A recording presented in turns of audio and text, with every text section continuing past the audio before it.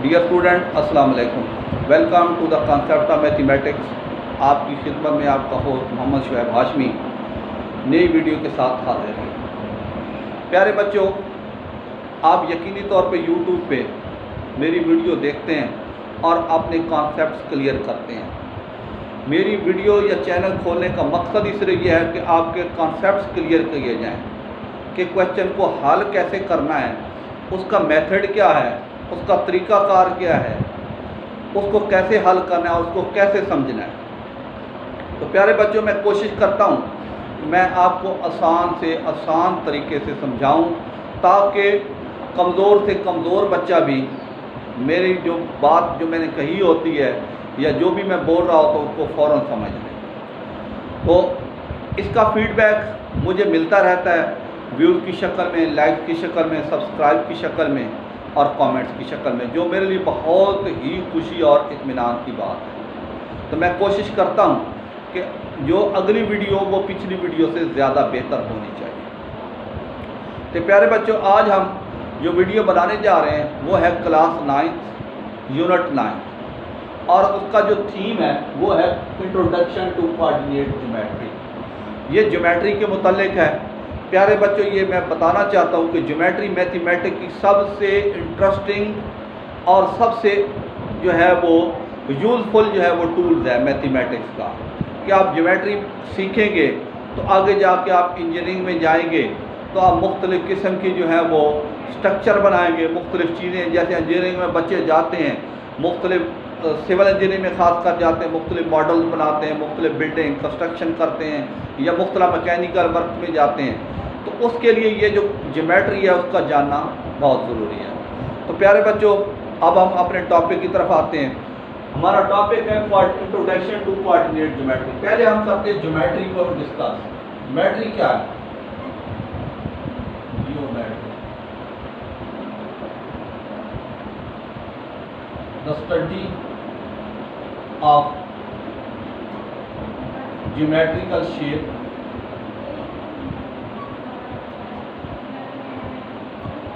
geometrical shape in a plane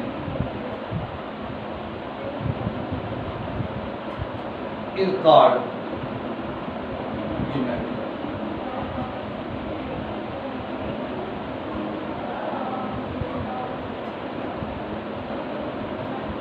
क्या मतलब? The study of geometrical shapes in a plane is called geometry. Geometric plane का मकसद पहले क्या है? ये आपका ब्लैक बोर्ड प्लेन है जिसके ऊपर आप क्या लगाते हैं? ट्राइंगल बनाते हैं। उसके बाद आप स्क्वायर बनाते हैं। उसके बाद आप क्या बनाते हैं? रेक्टेंगल बनाते हैं।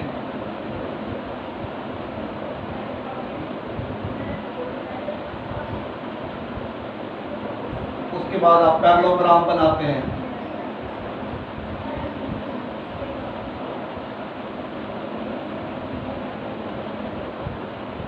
ये सारी आपकी क्या कहलाती है? ज्योमेट्रिकल शेप्स कहलाती हैं। ये सारी क्या कहलाती हैं? ज्योमेट्रिकल शेप्स कहलाती हैं। ये हो गई आपकी रेक्टेंगल, हो गई स्क्वायर, हो गया पैरेललोग्राम, हो गई, ये आपकी ज्योमेट्रिकल शेप्स हो गई। तो इसको आप, ये है आपने प्लेन। प्लेन का मतलब मैंने कहा है कि वो जगह जो आपका पेपर है वो आपका क्या है? वो प्लेन है। इसके ऊपर आप ट्राइंगल बनाएं, स्क्वायर बनाएं, रेक्टेंगल बनाएं या पैरेललोग्राम बनाएं। ये आपकी क्या कहलाती है? ज्योमेट्री कहलाती है। आगे कोऑर्डिनेट ज्योमेट्री। कोऑर्डिनेट ज्योमेट्री वो क्या है? वो है the study of geometrical shape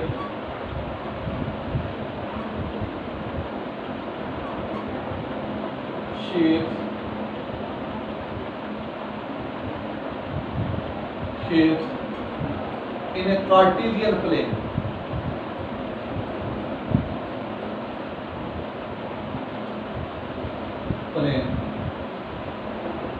Or coordinate axis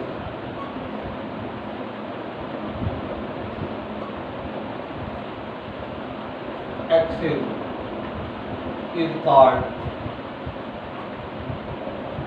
क्या कहलाती है? Coordinate geometry.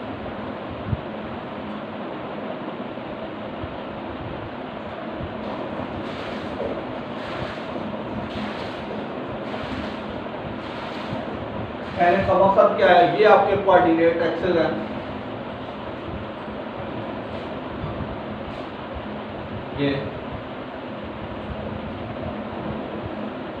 ये आपने बनाई एक्स एक्सिस, ये आपने बनाई वाई एक्सिस। अब इसके ऊपर मुख्तलिफ पॉइंट्स होते हैं, जैसे 1 2 3 4, 1 2 3 4 और 1 2 3 4, 1 2 3 4।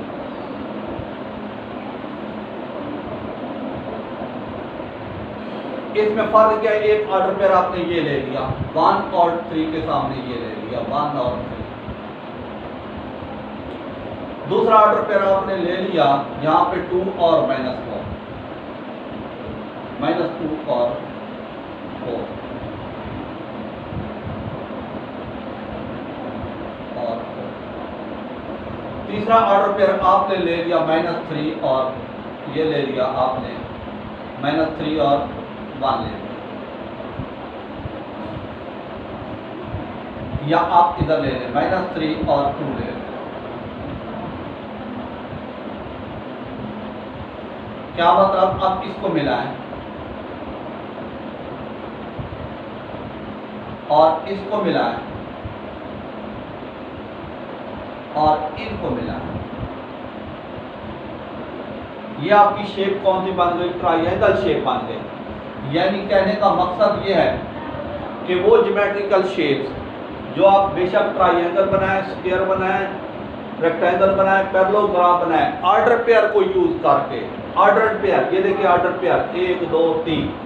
ऑर्डर पेयर कैसे होते हैं? एक्स एक्सिस और वाई एक्सिस पे शो होते हैं, जो मैंने 8 चैप्टर में आपको बताए थे। ऑर्डर पेयर को यूज करके आपने मुख्तलिफ शेप्स बनानी है, ट्रायंगल, स्क्वायर, रेक्टेंगल, पैरेललोग्राम। आगे क्या होता है? ट्रेपीजियम। ये क्या होता है? ट्रेपीजियम। ये ये ट्रेपीजियम। ये मुख्तलिफ आप शेप्स यूज करते हैं। यानी ये आपने क्या कर दिया? ये आपने, ये मुख्तलिफ शेप्स हैं, इन ऑर्डर पेयर को यूज करके। ये देखें तो 3 वर्टेक्स हैं तो 3 ऑर्डर पेयर, 4 वर्टेक्स हैं तो 4 ऑर्डर पेयर, इसके 4 वर्टेक्स हैं तो 4 ऑर्डर पेयर लगेंगे। 4 वर्टेक्स हैं, 1 2 3 4 तो 4 ऑर्डर पेयर। इधर 1 2 3 4 4 ऑर्डर पेयर। तो ये देखें, इस तरह से ऑर्डर पेयर को यूज करके जब आप कोऑर्डिनेट एक्सिस पे मुख्तलिफ शेप्स बनाते हैं, ट्रायंगल और सर्कल भी हो सकता है, ट्रायंगल, क्या नाम है, स्क्वायर, रेक्टेंगल, पैरेललोग्राम, ये सारी चीज़ें जो है वो आप यूज करते हैं। लेकिन ज़्यादा क्या होता है आपको? ये ट्रायंगल होता है और स्क्वायर होता है, रेक्टेंगल होता है, पैरेललोग्राम होता है, ट्रेपीजियम होता है। इस तरह के ऑर्डर पेयर आप यूज करके आप मुख्तलिफ शेप्स बनाते हैं और उस ब्रांच को क्या कहते हैं? कोऑर्डिनेट ज्योमेट्री कहते हैं। देखें ना, the study of the geometrical shapes in a cartesian plane. Cartesian plane वो है जिसमें 2 लाइनें एक्स एक्सिस और वाई एक्सिस लगाई जाती हैं, उनको कहते हैं कोऑर्डिनेट एक्सिस। और ऑर्डर पेयर को यूज करके मुख्तलिफ आप शेप्स बनाते हैं, triangle, square, rectangle, parallelogram, trapezium या और कोई साइड। तो ये आपकी क्या कहलाती है? ये आपकी कोऑर्डिनेट ज्योमेट्री कहलाती है। तो ये बेसिकली जो है ना वो ज्योमेट्री का कंसेप्ट है। ये आपको उम्मीद है समझ आ गया होगा। और अब आगे देखते हैं।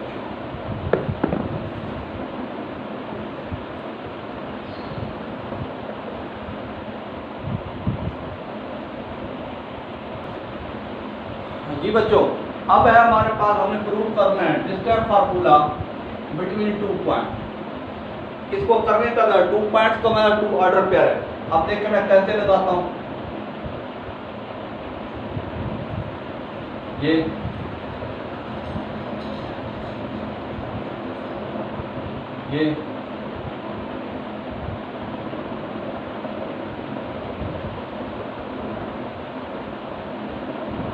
ये आपका होगा वाई एक्सेस और ये आपका हो गया एक्स एक्सेस। ओरिजिन हो गया ओ। यहाँ पे दो पॉइंट है, एक पी और x1 y1 और दूसरा है यहाँ q।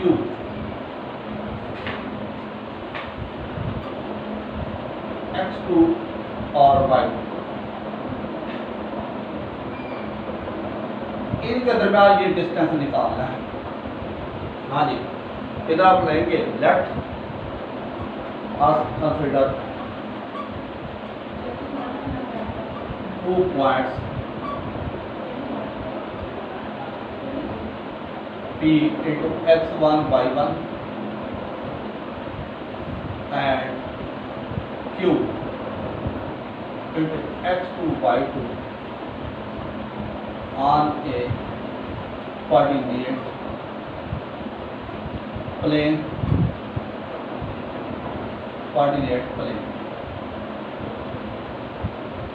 यानी एक्सेस के ऊपर दो पॉइंट है, यानी हमने इसको इसके दरमियान अपने निकालना है। ये इसको इससे मिला दें,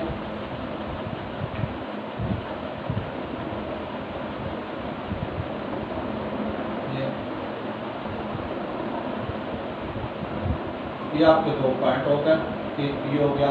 हाँ जी, आगे हमने क्या करना है, अब हमने यहाँ से परपेंडिकुलर ड्रा करना, यहाँ से और यहाँ से।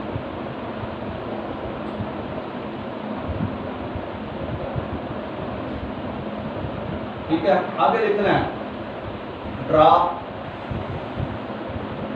परपेंडिकुलर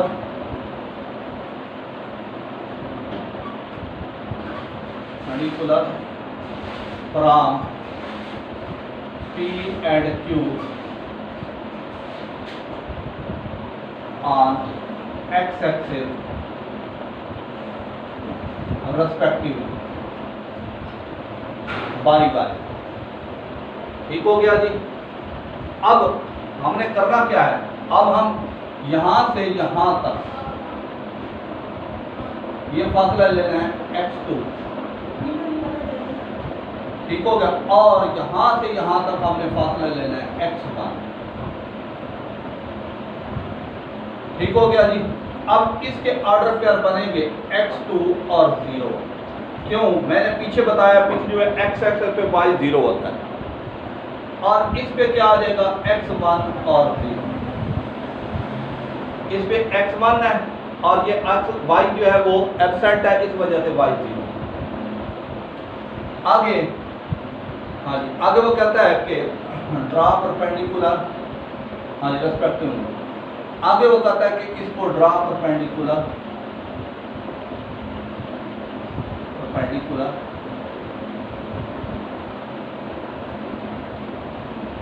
फ्रॉम P2 ये P2 यहाँ पे आप कह दें X2 है, ये Q X2 एट L। ये देखिए इससे मिला एट क्या कर दें इसको Q एट L। हाँ जी, इनको नाम दे दें, ये L है, ये आपका पॉइंट हो गया A, ये आपका हो गया B, इसको P। अब यहाँ से यहाँ तक देखिए, ये समझो ले ले y1 और यहाँ से यहाँ तक आप ले ले y2, ये पूरा। आगे हम क्या लिखेंगे, इसको आप नाम दे देंगे, ये इसको आप P2 क्या लिखेंगे QB। ये देखिए ये BQ का। अब हम लिखेंगे such that, ये देखिए यह है नो फ्रॉम द फिगर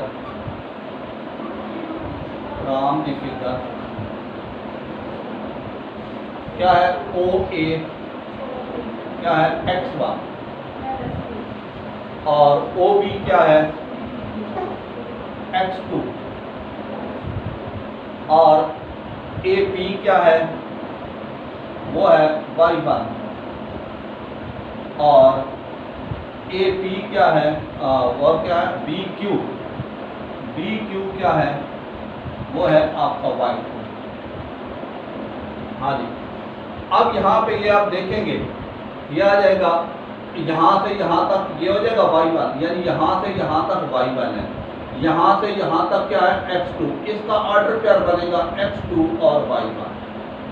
फिर सुने इसी बात को, यहाँ से यहाँ तक बनेगा x2 ये वाला, और यहाँ से यहाँ तक बनेगा y1, तो ऑर्डर पेयर बनेगा x2 y1।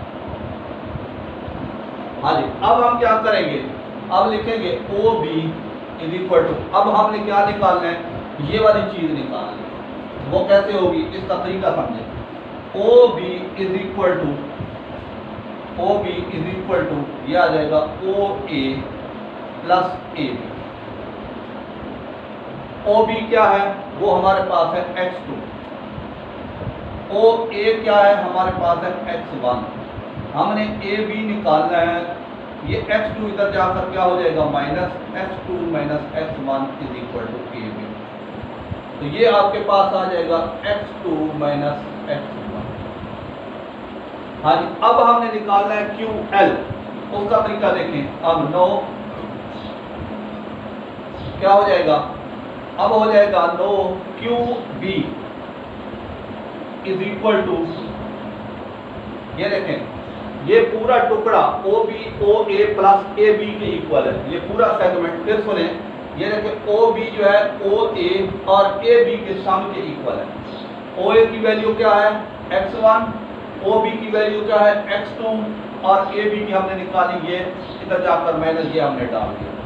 इसी तरह से QB की वैल्यू क्या है QL, और ये क्या हो जाएगा, सॉरी QL प्लस क्या हो जाएगा QL और LB।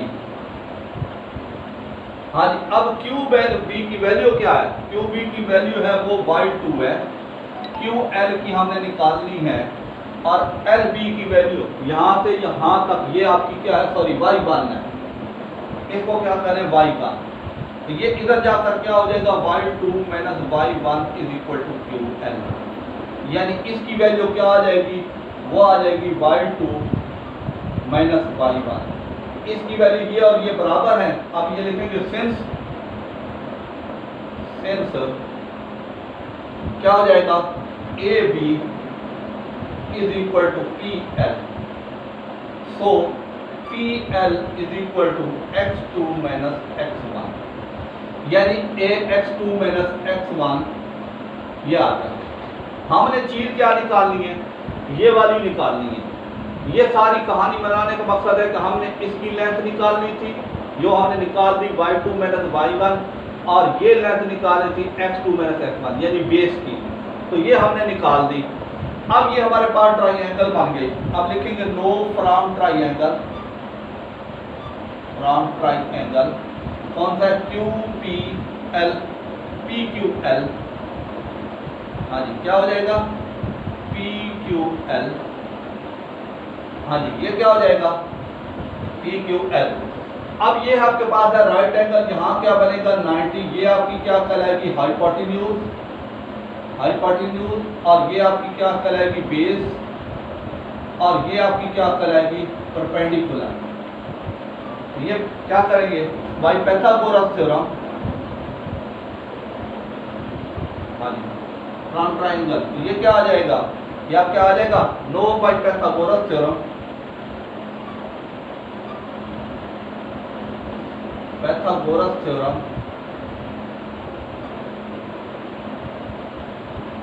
वो क्या था, वो था हाइपोटेन्यूज का square is equal to base का स्क्वायर प्लस परपेंडिकुलर का स्क्वायर। हाइपोटेन्यूज क्या है PQ का स्क्वायर, बेस क्या है x2 माइनस x1 का स्क्वायर, और परपेंडिकुलर क्या है y2 माइनस y1 का स्क्वायर।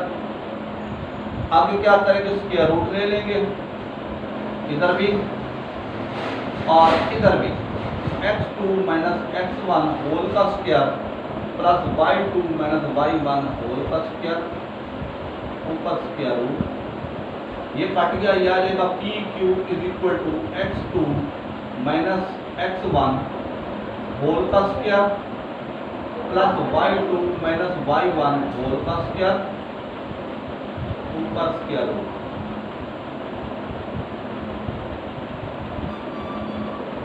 तो ये आपके पास क्या आ जाएगा, ये इधर लिख देंगे डी मीन डिस्टेंस फार्मूला, यानी ये आपके दरमियान ये फासला आ जाएगा, ये आपका क्वाड्रेटिक फार्मूला कहलाता है। और अगली बात, दो स्क्वायर हों, मैंने पीछे भी बताया हुआ वीडियो में, अब बता रहा हूँ, दो स्क्वायर हों दरमियान में प्लस हो तो आप अलग-अलग नहीं कर सकते, इनका यही आंसर आएगा x2 minus x1 whole square plus y2 minus y1 whole का स्क्वायर, यही आपका आंसर आएगा। आपको परेशान होने की ज़रूरत नहीं है। तो ये उम्मीद है मुझे कि आपको समझ आ चुका होगा। मैंने कोशिश अपनी तरफ से बहुत अच्छी की है, तो उम्मीद है ये आपको मेरी कोशिश पसंद आई होगी। तो आप मेरे चैनल को देखें, सब्सक्राइब करें, शेयर करें, लाइक करें, कमेंट्स करें। शुक्रिया।